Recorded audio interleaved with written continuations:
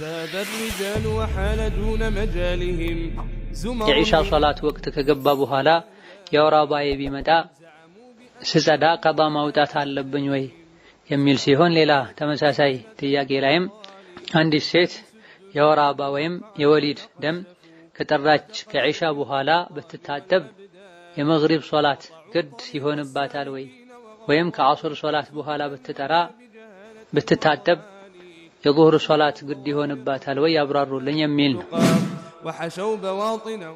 አባቴ ታሞብኛል፣ አንደበቱም ተይዟል፣ ቆሞ መስገድ አይችልም፣ ተቀምጦና ተኝቶ የሚሰግደውን አሰጋገድ አብራሩልኝ። ፋቲሓ በልቡ ውስጥ መቅራት ይችላል ወይ? ዱዓም አድርጉለት የሚል ነው።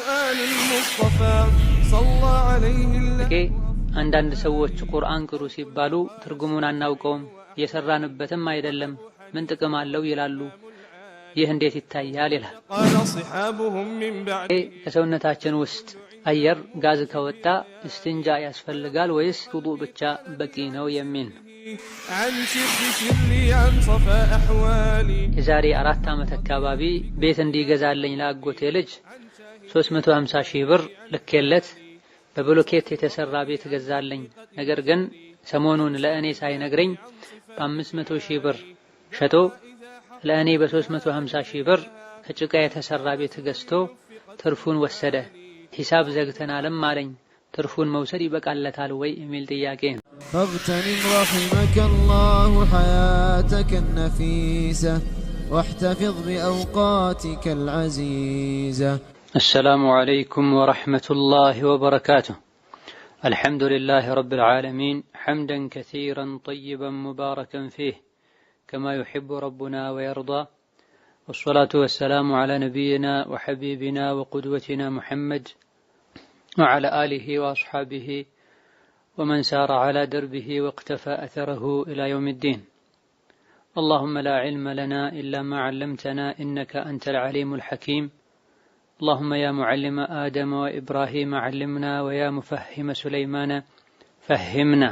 ثم ما بعد كفل 94 ከተማሪዎች ለሚመጡ ጥያቄዎች መልስ የምንሰጥበት የዛዱል መዓድ ፈታዋን። ዛሬ ከምናያቸው ጥያቄዎች የመጀመሪያው አባቴ ታሞብኛል፣ አንደበቱም ተይዟል፣ ቆሞ መስገድ አይችልም፣ ተቀምጦና ተኝቶ የሚሰግደውን አሰጋገድ አብራሩልኝ። ፋቲሓ በልቡ ውስጥ መቅራት ይችላል ወይ? ዱዓም አድርጉለት የሚል ነው። نسأل الله أن يشفيه شفاء لا يغادر سقما إنه على كل شيء قدير. عمران بن حسين የሚባል ሱሐቢ በቡጉንጅ ታምሜ ስለ ሶላት አሰጋገድ ነቢይን አለይሂ ሰላቱ ወሰላም ጠይቄያቸው ሶሊ ቃኢማ ቆመህ ስገድ፣ ፈኢን ለም ተስተጢዕ ፈቃዒዳ ቆመህ መስገድ ካልቻልክ ቁጭ ብለህ ስገድ፣ ፈኢን ለም ተስተጢዕ ፈዐላ ጀንቢን ቆመህም ይሁን ቁጭ ብለህ መስገድ ካልቻልክ በጎንህ ጋደም ብለህ ስገድ ብለውታል። ይህንንም ቡኻሪ ሌሎችም ዘግበውታል። ለሶላት መቆም ከሶላት መሰረቶች መሃል አንዱ ነው። መቆም የሚችል ሰው በሙሉ ለሶላት መቆም ግዴታ ይሆንበታል። ሆኖም በቋሚነትም ይሁን በጊዜያዊ ምክንያቶች በአካለ ጎደሎነት አልያ ደግሞ በጊዜያዊ ህመም መቆም ያልቻለ ሰው ቁጭ ብሎ መስገድ ይችላል። ቁጭ ብሎ መስገድ ያልቻለ ሰው ጋደም ብሎ መስገድ ይችላል። ያልቻለ ደግሞ በጀርባው ተንጋሎ መስገድ ይችላል። ይህንንም ማድረግ ያልቻለ ባለበት ሁኔታ ላይ የሚችለውን ያክል እንቅስቃሴ ያደረገ መስገድ ይችላል። ቁጭ ብሎ የሚሰግድ ሰው ችግሩ መቆም አለመቻል ከሆነ ተቆሞ የሚደረገውን ነገር ቁጭ ያሉ ስጁዶችን በአግባቡ ማድረግ ግዴታ ይሆናል። በጥቅሉ ሸሪዓው ባዘዘው መሰረት ማድረግ የሚቻለውን ያክል ሸሪዓው ባዘዘው መሰረት እናደርጋለን። የማንችለውን ደግሞ አላህ ያዝምና እንተዋለን። መቆም ማይቻል ከሆነ ቁጭ ተብሎ ይሰገዳል። መቆም አልችልም ተብሎ ስጁዱም ጭምር ጭንቅላትን በማንቀሳቀስ በማመላከት ብቻ አይደረግም። ችግሩ መቆም ላይ ከሆነ ስጁዱን በአግባቡ ማድረጉ የግድ ነው። ቁጭ ብሎ ለሚሰግድ ሰው አቀማመጡን በተመለከተ ለሱ በተመቸው መልኩ መቀመጥ ይችላል፣ ምንም ችግር የለውም። ተተኝቶ በሚሰገድበት ጊዜም ፊትን ወደ ቂብላ አድርጎ ተኝቶ መስገድ ይቻላል። ተኝቶ የሚሰግድ ሰው ሩኩዕም ይሁን ስጁድ ማድረግ ስለማይችል በሚችለው ያክል ጭንቅላቱን በማንቀሳቀስ ዝቅ በማድረግ ለስጁዱ ከሩኩዕ ይልቅ አንገቱን ይበልጥ ዝቅ በማድረግ ይሄንም ማድረግ የማይችል ከሆነ ደግሞ በአይኑ ብቻ በማመላከት የሚያደርገውን በልቡ ለይቶ ከማወጋ በአይኑ ብቻ በመጥቀስ በማመላከት መስገድ ይቻላል። ፋቲሃ መቅራቱን በተመለከተ ፋቲሃ መቅራት ከሶላት ሩክኖች መሰረቶች መሃል አንዱ ነው። ማንኛውም ነገር ሲቀራ ሶላት ውስጥ ከንፈርን አፍን በማንቀሳቀስ ለራስ ማሰማት ግዴታ ነው። በህመምና በመሰል ምክንያቶች በምንም መልኩ አፉን ምላሱን ማንቀሳቀስ የማይችል ሰው ዝም ብሎ በልቡ መቅራት ይችላል። ነገር ግን ጤነኛ የሆነ አፉን ምላሱን ማንቀሳቀስ የሚችል ሰው አፉን ምላሱን ከንፈሮቹን ሳያንቀሳቀስ የቀራ እንደሆነ አቀራሩ ትክክል ነው አይባልም። ያንዳንዱ ፊደል ከመውጫው ወጥቶ በትክክል አንብቧል የሚባለው አፍ ሲንቀሳቀስ ነው። ሆኖም በህመም ምክንያት ይሄን ማድረግ ያልቻለ ሰው ዝም ብሎ በልቡ መቅራት ይችላል። ጮክ ብሎ ድምፅ አውጥቶ መቅራቱን መተው ከሆነ እዚህ ጥያቄ ላይ የተፈለገው ይሄ ችግር የለም። የቀኑንም የማታውንም ሶላት ያለ ድምፅ መቅራት ይቻላል። ቢበዛ ሱናው ነው የሚቀረው። አማ አፉ ተይዟል ሲባል የተፈለገው በምንም መልኩ አፉን ማንቀሳቀስ አይችልም ከሆነ በልቡ ፋቲሐን ቢቀራ ምንም ችግር የለውም፣ ዑዝር ስላለው። ሌላኛው ጥያቄ አንዳንድ ሰዎች ቁርአን ቅሩ ሲባሉ ትርጉሙን አናውቀውም እየሰራንበትም አይደለም ምን ጥቅም አለው ይላሉ። ይህ እንዴት ይታያል ይላል። ይህ ትልቅ የሆነ አላዋቂነት ነው። ሸይጣንም ሰዎችን ከቁርአን ለማራቅ የፈጠረው ዘዴ ነው። ቁርአን ቃሉን ልናነበው ትርጉሙን አውቀን ህጉን ልንተገብረው ልናስተነትነው ልንገሰጽበት ለብዙ ዓላማ ነው የወረደው። ነብዩ ሰለላሁ ዐለይሂ ወሰለም ከቁርአን አንዲትን ፊደል ያነበበ በሷ 10 ምንዳ ሐሰና ያገኛል ብለዋል። እንደዚሁ በሌላ ሐዲታቸው ቁርአንን አሳምሮ አስተካክሎ የሚቀራ ከተከበሩ መላእክቶች ጋር ነው፣ የተቸገረ የተንተባተበ የሚቀራ 2 አጅር አለው ብለዋል። በመቸገሩ በመንተባተቡ 1 አጅር፣ እንደዚህም ሆኖ ደግሞ በመቅራቱ ሌላ አጅር ያገኛል ብለዋል። ቁርአንን ማንበቡ መቅራቱ ብቻ ራሱን የቻለ አጅር የሚያስገኝ ነው። ትርጉሙን ማወቁ ህጉን መተግበሩ ሌላ ተጨማሪ አጅር የሚያስገኝ ነው። ይህ እንዳለ ሆኖ ሙስሊም የሆነ ሰው በአላህ በነብዩ አላህ ባወረደው መጽሐፍ የሚያምን ሰው ቁርአንን ተምሮ ለመተግበር ምንድነው የሚከለከለው? ቁርአንን ትርጉሙን ስለማናቀው ስለማንሰራበት አንቀራውም ማለት ራሳችን ላይ ችግር እንዳለ ዲናችን ላይ ድክመት እንዳለ በራሳችን ላይ መመስከር ነው የሚሆነው። ለምንድነው ማንቀራው?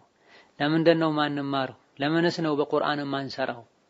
የተፈጠርነውስ ለዚህ አይደለም ወይ? ወማ ኸለቅቱል ጂነ ወልኢንሰ ኢላ ሊያዕቡዱን፣ ሰውንም ይሁን ጂንን እኔን ሊያመልኩ እኔን ሊገዙ እንጂ ለሌላ አልፈጠርኳቸውም ብሏል። አላህን በትክክል ማምለክ ምንችለው አላህ ያወረደውን መጽሐፍ መመሪያ ስንማር ስናውቅ ነው። ነብዩ ሰለላሁ ዐለይሂ ወሰለም አልቁርአኑ ሁጀቱን ለከ አው ዐለይከ ብለዋል። ቁርአን ላንተ ይመሰክርልሃል ወይም ይመሰክርብሃል ብለዋል። ሙስሊም የሆነ በሙሉ ቁርአንን ሊቀራ ትርጉሙን ሊያቅ የቻለውን ያክል ሊሐፍዝ በህጉም ሊሰራ ይገባዋል። ቁርአንን ቃሉን መቅራት ትርጉሙን ማወቅ ሸሪዓን ማወቅና መተግበር ማለት ነው። ሌላኛው ጥያቄ የኢሻ ሶላት ወቅት ከገባ በኋላ የወር አበባዬ ቢመጣ ስጸዳ ቀዳ ማውጣት አለብኝ ወይ የሚል ሲሆን ሌላ ተመሳሳይ ጥያቄ ላይም አንዲት ሴት የወር አበባ ወይም የወሊድ ደም ከጠራች ከኢሻ በኋላ ብትታጠብ የመግሪብ ሶላት ግድ ይሆንባታል ወይ ወይም ከአስር ሶላት በኋላ ብትታጠብ የዙህር ሶላት ግድ ይሆንባታል ወይ ያብራሩልኝ የሚል ነው። ነዓም ኢሻ ሶላት ላይ ኢሻ ሶላት ከገባ በኋላ ዙህር ሶላት ወቅቱ ከገባ በኋላ የተኛውም የሶላት ወቅት ከገባ በኋላ ሳሰግድ መስገድ የሚቻልበት ያክል ወቅት ካለፈ በኋላ ሐይዷ የመጣ ሴት ኋላ ላይ ስትጠራ ወቅቱ ከገባ በኋላ ሳሰግደው ሐይዷ የመጣባትና መስገድ ያልቻለችውን ሶላት ስትታጠብ ቀዳ ማውጣት ይጠበቅባታል። እንደዚሁ የዐስር ወቅት ላይ የጠራች ሴት አሊያ ደግሞ የኢሻ ወቅት ላይ የጠራች ሴት ታጥባ ዙህሩንም ዐስሩንም እንደዚሁ ደግሞ መግሪቡንም ዒሻውንም መስገድ አለባት። ዐስር አካባቢ ላይ የጠራች ሴት ዙህርንም ዐስርንም መስገድ አለባት። ዒሻ አካባቢ ላይ የጠራች ሴት መግሪብንም ዒሻንም መስገድ አለባት። ለምን ያለን እንደሆነ እነዚህ ሶላቶች ወቅታቸው ሙሽተሪክ ነው፣ ተቀራራቢና የተያያዘ ወቅት ነው ያላቸው። መንገደኛ የሆነም ሰው በመንገድ ምክንያት አንዱን ከሌላኛው አጠጋግቶ የሚሰግዳቸው ሶላቶች ናቸው። ሙሳፊር የሆነ ሰው ዙህርን ከዐስር መግሪብን ከዒሻ መስገድ እንደሚችለው ሁሉ በዐስር ወቅት የጠራች ሴት ሁለቱንም ዙህርንም ዐስርንም መስገድ አለባት። በዒሻ ወቅት የጠራች ሴት ታጥባ ዒሻንም መግሪብንም መስገድ አለባት። ሌላኛው ጥያቄ ከሰውነታችን ውስጥ አየር ጋዝ ከወጣ እስትንጃ ያስፈልጋል ወይስ ውዱእ ብቻ በቂ ነው የሚል ነው። አየር ጋዝ መውጣቱ ብቻ እስትንጃን ግዴታ አያደርግም፣ ውዱእ ብቻ ነው የሚያፈርሰው። ሌላኛው ጥያቄ የሌሊት ሶላት ፈጅር ስንት ደቂቃ እስኪቀረው መስገድ እንችላለን የሚል ጥያቄ ነው። አዛን እስኪባል ድረስ መስገድ ይቻላል። የፈጅር አዛን እስካልተባለ ድረስ የሌሊት ሶላት ወቅቱ እንዳለ ነው። የጀመሩትን ሳያጠናቅቁ አዛን ቢል ሶላቱን መቀጠል ማጠናቀቅ ይቻላል። በላጩ ግን ከፈጅር አዛን የተወሰኑ ደቂቃዎች ቀደም ብሎ ሶላቱን አጠናቆ ቁጭ ብሎ እስትግፋር ዱዓ ማድረጉ የተሻለ ነው።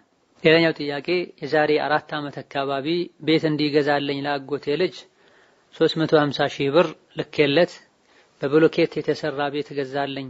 ነገር ግን ሰሞኑን ለእኔ ሳይነግረኝ በ500 ሺህ ብር ሸጦ ለእኔ በ350 ሺህ ብር ከጭቃ የተሰራ ቤት ገዝቶ ትርፉን ወሰደ። ሂሳብ ዘግተናልም አለኝ። ትርፉን መውሰድ ይበቃለታል ወይ የሚል ጥያቄ ነው። ይሄ ግልጽ የሆነ ስህተትና በደል ነው። አማናንም መብላት ነው። አንድ የሆነን ስራ እንዲሰራ ውክልና የተሰጠው ሰው የወከለውን አካል ሳያስፈቅድ ምንም ነገር ማድረግ አይችልም። በውክልናው በግልጽ ከተቀመጡ ነገሮች ውጪ መሸጥ፣ መለወጥ፣ እንዲህ ማድረግ ትችላለህ ተብሎ በዝርዝር የተነገረ ነገር ካለ ያን ማድረግ ይችላል። ይሄንም የሚያደርገው የወካዩን ጥቅም በጠበቀ መልኩ ከሆነ ነው። በ350 ሺህ የተገዛን ቤት ከጊዜ በኋላ በ500 ሺህ አትርፎ ሸጦ ከ350 በላይ ያለውን ለራሱ መውሰዱ ሸሪዓም ህሊናም የማይፈቅደው ነገር ነው። በዱንያ ጉዳይ አላህን ልንፈራ ይገባናል። ዛሬ ዱንያ ላይ የሰውን ገንዘብ ያላግባብ የወሰደ አኺራ ላይ ከሰገደው ሶላት ከጾመው ጾም ነው የሚከፍለው። አማናን መብላት የኢማን መድከም ምልክት ነው። ስለዚህ እሱ አላህን ፈርቶ ሊመልስ ይገባዋል። የማይመልስ ከሆነም ሐቅን ማስመለስ በሚቻልበት መንገድ የተቀረውን ገንዘብ ማስመለስ ይቻላል። ሌላኛው ጥያቄ ወንድሜ በባህር ሄዶ ከጠፋ 4 ዓመት ሆነው እናም ሞቶ ነው በማለት ቁርአን ገዝቼ በስሙ ለመስጂድ ሰጠሁኝ። መጀመሪያ ማረጋገጥ ነበረብኝ ወይስ ችግር የለውም የሚል ጥያቄ ነው። መልካም ስራ ኸይር ወቅፍ ለሁሉም ያስፈልጋል፣ ለሁሉም ይጠቅማል። ለሞተ ሰው ብቻ አይደለም ቁርአን ገዝቶ ማስቀመጥ ኸይር ስራ መስራት የሚቻለው። ስለዚህ ምንም ችግር የለውም። መሞቱን ማረጋገጥ ግዴታ የሚሆነው ከውርስ ጋር ከትዳር አጋሩ ቀጣይ ህይወት ጋር በተያያዘ ነው እንጂ ኸይር ስራ ለመስራት ለማንኛውም ሰው በህይወት ላለም ይሁን ለሞተ ቁርአን ገዝተን ብንሰጥለት በሸሪዓ የሚፈቀደውን ኸይር ስራ ብንሰራለት ምንም ችግር የለም። ሌላኛው ጥያቄ ባለቤቴ ቤተሰብ ሳያውቅ ከቤት ሴቶችን እያስተፋ እያገናኘ ያለ ኒካህ 3 ቀን 4 ቀን አብረው እንዲቆዩ ያደርጋል። ከዚያም ቤተሰብን ይጠይቃሉ፣ ላይስማሙም ይችላሉ። ይህን ስራ ተው ሐራም ነው ብለውም አልሰማ አለኝ። የልጆች እናት ነኝ፣ ምን ይሻለኛል የሚል ጥያቄ ነው። የትኛውም ሰው ለራሱ ለዘመዱ ለቤተሰቡ ማይወደውን ነገር ሌሎች ላይ ሊፈጽም አይገባው። እህቱን ሴት ልጁን ሌላ ወንድ በዚህ መልኩ ከቤት ያስወጣ ከወንድ ጋር እንድትቆይ አስገድዶም ኒካህ እንዲታሰርላት ቢያደርግ ማንም አይወደውም። ለራሳችን ማንወደውን ነገር ሰዎች ላይ ልናደርግ አይገባን። በሸሪዓችን ይሄ በወንጀል መተባበር ይባላል። ከባድ ወንጀል ነው። ሌሎችንም መበደል ነው። ዙልም ሰዎችን መበደል መጨረሻው የከፋ ነው። የሰዎች ክብር ላይ የተራመደ ህይወታቸው ላይ የተጫወተ ጀዛውን ከአኺራ በፊት እዚህም አላህ ይሰጠዋል። እዚህ አላህን እንዲፈራ ውርደትን እንዲፈራ ምከሪው። ካልተመለሰ ለቤተሰቦቹ ለጓደኞቹ በመንገር እንዲመከር ከእንዲህ አይነት ድርጊቱ እንዲታቀብ ማድረግ ነው። በዚህ መልኩ ሰርቶ የሚያመጣው ገንዘብ ለሱ ሐላል እንዳልሆነ መተዳደሪያው ይሄ ከሆነ ሐራም ያበላኸኝ ካንተ ጋር አልኖርም፣ ልጆቼንም በሐራም አላሳድግም ማለት ሐላል የሆነን ከስብ ከስቦ የቤቱን ወጪ እንዲሸፍን መምከርና ጫና ለመፍጠር መሞከር። አላህ ተባረከ ወተዓላ ቀልቡን ይመልሰው። ሌላኛው ጥያቄ ባለቤቴ እናቴን በስልክ እንዳናግርም ይሁን እንድረዳ አይፈልግም። በድብቅ በጎረቤት ስልክ ነው የማናግራት። ገንዘብ እንዳስቀምጥም አይፈልግም። ለሱ እንድልክለት ብቻ ነው የሚፈልገው። እኔ ደሞዝ አልተሰጠኝም ብዬ በሌላ ሰው ማስቀመጥ እችላለሁ ወይ? በሸሪዓ እንዴት ይታያል? የሚል ጥያቄ ነው። ባል ሚስቱ ስራ እንድትሰራ ከፈቀደ ከሰራች የሰራችበትን ገንዘብ በአግባቡ እስከሆነ ድረስ የመጠቀምና ወጪ የማድረግ መብት አላት። ገንዘብ መያዝ የማትችል ያለ አግባብ ወጪ የምታደርግ ሞኝ ናት እስካልተባለ ድረስ ወይም አለመስራቱን ፈቅዶ ቤት እንድትቀመጥ ልጆቿን እንድታሳድግ የሚያስፈልጋትን ወጪ እሱ እንዲያሟላ ማድረግ ከፈቀደ ደግሞ ሰርታ ባመጣችው ብር በአግባቡ እንድትጠቀም መፍቀድ ይኖርበታል። ሲጀምር ስራ የፈቀደው መሰሪው ገንዘብ ለኔና ላንቺ ነው አሊያ ደግሞ የኔ ብቻ ነው የሚል ቃል ካላቸው በዛ መሰረት ሊግባቡ ይገባቸዋል። ስራውን ሲፈቅድ እንዲህ አይነት ሸርጥ ከሌለ ከሰራች ወላጅ እናቷን መርዳት፣ ዘመዶቿን መርዳት፣ ሰደቃ መስጠት መብቷ ነው። እናትሽን አታናግሪ ብሎ መከልከልም ዝምድና እንዲቆርጡ ማዘዝ ነው። ወንጀለኛም ያደርገው ነው አላህ ዘንድ። ስለዚህ እሱን በወንጀል እንዳያዝ ለዝምድና መቁረጥ ሰበብ እንዳይሆን መምከር ማስመከር ነው። ገንዘብ ደብቆ መላኩን አልተሰጠኝም ማለቱን በተመለከተ መፍትሄው ይሄ አይደለም። በሸሪዓው መሰረት ችግሩን ለመፍታት መሞከር ነው። እንደ ሸሪዓ በራሴ ገንዘብ በአግባቡ ወጪ ማድረግ እችላለሁኝ፣ እናቴን መርዳት እችላለሁኝ፣ ከተቸገረች መርዳቱም ጭምር ግዴታ ይሆንብኛል ሌላ የሚረዳት ሰው ከሌለ። ስለዚህ ሙስሊሞች እስከሆንን ድረስ ሸሪዓ ሊዳኘን በሸሪዓ ልንመራ ይገባል ብሎ በግልጽ መነጋገር ነው። ሌላኛው ጥያቄ ባለቤቴ ጋር ተመካክረን ወደ ውጭ ሀገር ሄጄ እያለ ከሌላ ሴት ጋር ሚስት የለኝም ተፋተናል ብሎ ተዋወቀ። እኔ አንድ ልጅም አለኝ። ሪከርድም አደረገላት። በአክስቱም ሪከርድ አስደርጎ የላከላትን ልጅቷ አሰማችኝ። ፍች ስጠይቅ ልጁም ሐራም እየሰራ ስለነበረ አልፈታም ሲለኝ በቃ ክርስቲያን እሆናለሁ ያኔ ኒካሑ ይወርዳል ብያልኩት። አሁን ግን ተጸጸትኩኝ። ይሄም ማለት የለብኝም በማለት ምን ይሻለኛል የሚል ጥያቄ ነው። አቅል ያለውና አኺራ እንዳለ የሚያውቅ ሰው ጠፊ ለሆነችዋ ዱንያና ጥቅሟ ብሎ አኺራውን አያበላሽ። ዱንያዊ ጥቅም አመለጠኝ ቀረበኝ ብሎ ከአላህ አይጣላ። ዱንያ ላይ መክፈር ማለት አኺራ ላይ ለዘላለም በእሳት መቃጠል ማለት። ስለዚህ በአላህ የሚያመን በአኺራ የሚያመን ነገሮቹን በሙሉ የተመዘኑ ሊያደርግ ይገባል። ጀግንነት ማለት ስሜትን ራስን መቆጣጠር ነው። የኩፍርን መዘዝ የሚያውቅ ሰው ዱንያ በሙሉ ያንተ ትሆናለች ክፈር ቢባል ሊከፍር አይገባም። ዱንያም በሙሉ ታጣለህ ካልከፈርክ ቢባል ሊከፍር ኩፍርንም ሊያስብ አይገባም። እሷን ካልፈታ ክርስቲያን ሆናለሁ ሲባል እንዲሁ ዝም ብሎ በውሸት እሱን ማስፈራራት ከሆነ የተፈለገው አንድ ነገር ነው። በትክክልም መክፈርን ፈልጎ አስቦ ከሆነ ይሄ የተባለው ሌላ ነገር ነው። የፊተኛው ውሸት ብቻ ነው የሚሆነው። ውሸት ሐራም ነው ወንጀል ነው የምንለው በሌላ ነገር ለማስፈራራት ጫና ለመፍጠር መሞከር ነው። እምነትን ዲንን መጫወቻ ለዱንያዊ ችግር መከላከያ ልናደርግ አይገባን።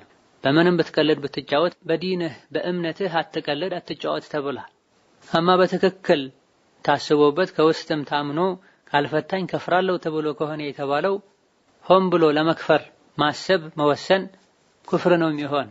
ዕሙመን ለየትኛውም ይሁን መተውበት አላህን ይቅርታ መጠየቅና እምነትን ማደስ ነው። ይሄን ለምን አረኩኝ ብሎ ከመጸጸት እስትግፋር ከማብዛት ጋር። ሌላኛው ጥያቄ እህቴ ከባሏ ተጣልታ ባሏን ንካዬን አውርድልኝ ብላ ጠይቃ ነበረ። እሱም እምቢ ብሎ 3 ዓመታቸው ከተጣሉ አሁን የት እንዳለ አይታወቅም።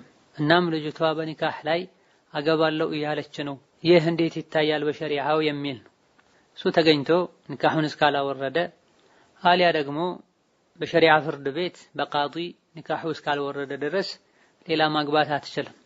እዚህ መደረግ ያለበት ወደ ሸሪዓ ፍርድ ቤት በመቅረብ ባሌ ከጠፋ ይሄን ያክል ጊዜ ነው መፍትሄ ፈልጋለሁ ብሎ ማማከርና የሚገኝበት መንገድ ካለም እንዲገኝ ካልሆነም ንካሁን እንዲያወርዱ መፍትሄውን መፈለግ ነው እንጂ ንካህ ያለ አንዲት ሴት ሌላ ንካህ ማሰር አትችልም። ሌላኛው ጥያቄ እጮኛ ነበረኝ፣ ቤተሰቦቹ ያሻርካሉ፣ ጠንቋይ ቤት ይሄዳሉ፣ የካፈሮች ዓመት በዓልን ሁሉንም ያከብራሉ፣ እርሱም አብሮ ያከብራል። ለምን አንተ ቁርአን እየቀራህ ታከብራለህ? ቤተሰቦችህንስ ለምን አትከለክልም ስለው እናቱን መስቀልም ሆነ ሌላውን እምነት ካላከበረች ያማታል አለኝ እና በዚህ ጉዳይ ልጁን አልፈልግህም ብለው እንዴት ይታያል ያብራሩልኝ የሚል ጥያቄ። በሸሪዓ እጮኛ አጅነቢ ነው። ኒካህ እስካልታሰረ ድረስ ሴት ልጅ ከእጮኛዋ ጋር፣ ወንድ ልጅ እንደዚሁ ከእጮኛው ጋር ያለው ግንኙነት በሸሪዓው የተገደበ ሊሆን ይገባል። ኒካህ ሳይታሰር በፊት ደጋግመው ሊያወሩ፣ ሊገናኙ፣ ሊተያዩ ወደፊት ልንጋባ ነው በሚል ልቅ የሆነ ግንኙነት ሊኖራቸው በጭራሽ አይገባም። ሲጀመረም አንዲትን ሴት ማግባት የፈለገ ሰው በቤተሰቦቿ በኩል ሊጨርስ ይገባዋል። እዚህ ጋር የተነሳውን ጥያቄ በተመለከተ ጥያቄው ላይ እንደተጠቀሰው ሁሉንም የኩፍር በዓላትን የሚያከብሩ ሰዎች ከሆኑ እሱም አብሮ የሚያከብር ከሆነ ካላከበረን ያመናል የሚሉ ከሆነ እነዚህ ገና እምነታቸውን ያላጠሩ ሰዎች ናቸው የሚሆኑት በጥያቄው መሰረት የተባለውን ሁሉ የሚያደርጉ ከሆኑ። ስለዚህ ቀድሞ አቋሙን ሊያስተካክል የእነሱን እንኳን እምነት አቋም ማስተካከል ቢያቅተው የራሱን አቋም ሊያስተካክል በዲን ላይ ቀጥሊል ሽርክን ኩፍርን ሊጠላ ከሽርክ ከኩፍር ተግባር ራሱን ሊያጠራ ይገባዋል። ይሄውም ከሆነ ቤተሰቦቹ አቋማቸው ካልተስተካከለ ወደፊት ልጅን ከማሳደግ አንፃር ከባድ ሊሆን ይችላል። ሆኖም እሱ ጥንካሬ ሁሉንም ሊያስተካክል ስለሚችል ራሱን ማጠንከር ማስተካከል አለበት። ይሄን አላደርግም ካለ ልጁን አልፈልግም ማለት ይቻላል ብቻ ሳይሆን ዋጅብም ጭምር ይሆናል። ምክንያቱም አንቺ ለዲንሽ ምትጨነቂ በሸሪዓ መሰረት ምትተዳደሪ ምትኖሪ ከሆነ እንዲህ አይነት ሰው ላንቺ ኩፍ አይሆንም፣ አቻ አይሆንም። ሌላኛው ጥያቄ ቤተሰቦቼ እኔ የመረጥኩትን እሺ ብለው ልንጋባ ስንል የኔ ታላቅ ወንድሜ አይሆንም አለ። እምቢ ያለበት ምክንያት እሱ ያመጣውን አላገባም ስላልኩት ነው። ጫት ሚቅም ነበር ያመጣልኝ። እኔ የመረጥኩት በዲኑ ጥሩ ነበረ፣ ሀብት ግን ብዙም የለውም። ወንድሜ ደግሞ የውጭ ወርቅ ካላደረገልሽ አታገቢም አለኝ። ቤተሰቦቼም እሱን ሰምተው አፈረሱ። ልጁ ጋር ተስማምተን ቃል ኪዳን አድርገን የተለያዩ አንዳንድ ነገሮችንም ገዝተናል። ቤተሰቦችም እምቢ ሲሉ አረብ ሀገር መጣሁኝ። የልጁን ያወጣውን ወጪ መክፈል አለብኝ ወይ የሚል ጥያቄ ነው። ናም መክፈሉ መመለሱ ግዴታ ነው። እሱ የሰጠው ጋብቻው ይሳካል በማለት ነው። ልክ እንደ ማህር ነው የሚቆጠረው። ጋብቻው ካልተሳካ የታቀደው ነገር የፈረሰውም በእናንተ ባንቺ ይሁን በቤተሰቦችሽ ምክንያት ከሆነ ያወጣውን ወጪ ማግኘት አለበት፣ መመለስ አለባቸው እሱ ይቅር እስካላለ ድረስ። የሴት ልጅ ኃላፊዎች በሴት ልጆቻቸው ጉዳይ አላህን ሊፈሩ ይገባቸዋል። የግላቸውን ጥቅም የግላቸውን ክብር ሳይሆን የሷን ጥቅም ሊያስቀድሙ የሷን ክብር ሊያስቀድሙ ይገባቸዋል። ዲኑን አኽላቁን የምትወዱት ሰው ከመጣ ዳሩት። ይሄን ካላረጋችሁ ምድር ላይ መጥፎ ነገር ይስፋፋል ብለዋል ነብዩ ሰለላሁ ዐለይሂ ወሰለም። አግብታ በሀገሯ ተከብራ በሰላም መኖር የምትፈልገን የምትችልን ሴት ለስደት የሚዳርገው የሴት ልጅ ኃላፊዎች ኃላፊነታቸውን በአግባባቸው አለመወጣታቸው፣ ሸሪዓውን አለማክበራቸው። ዲኑ አኽላቁ ጥሩ የሆነ ሰው እሷ የወደደችው ሰው ከመምጣቱ ጋር ወንድም ስላልፈለገው ብቻ እንዲርቅ የሚያደርግ መስፈርት ማስቀመጥ በሸሪዓው አድል ይባላል። ሴት ልጅን እንዳታገባ ማድረግ መከልከል ማለት ነው። ይሄ ወንጀል ነው። ወላ ተዕዱሉሁን ብሏል አላህ፣ ከልክሏል። እንዳያገቡ አታድርጓቸው ብሏል። የትዳር ዋና ትልቁ መሰረቱ አላህን መፍራት ነው። ሸሪዓን ዲንን መከተል ነው። አላህን የሚፈራ ሸሪዓን ዲንን የሚከተል ወንድ ያገባች ሴት ከተግባቡ ከተዋደዱ በሰላም በፍቅር በክብር ያኖራል። ካልተግባቡ ካልተዋደዱ በሰላምና በክብር ይሸኛል። ዲን የሌለው አኽላቅ የሌለው ገንዘብ ስላለው ብቻ አልያ ደግሞ የወንድም የአባት ዘመድ ስለሆነ ጓደኛ ስለሆነ ብቻ የተዳረ እንደሆነ የወደደና ያኖረም እንደሆነ ብዙ ችግሮችን ከማድረስ ጋር ነው ሊሆን የሚችለው። ያልወደደና የጠላም እንደሆነ ከብዙ ስቃይና መከራ በኋላ ክብርን ነክቶ አዋርዶ ነው ሊሸኝ የሚችለው። ምክንያቱም አላህን ያልፈራ የአላህን ሐቅ ያልጠበቀ የሰዎችን ሐቅ ሊያከብርና ሐቃቸውን ሊጠብቅ አይችልም። ወንዶች ሲያገቡ ዲን ያላትን ያግቡ እንደተባለው ሁሉ ሴት ልጅም ስታገባ ሴቶችን ወላጆቻቸው ኃላፊዎቻቸው ሲድሩም ዲን ላለው ቅድሚያ ሊሰጡ ይገባቸዋል። هذا والله تعالى أعلم. السلام عليكم ورحمة الله وبركاته.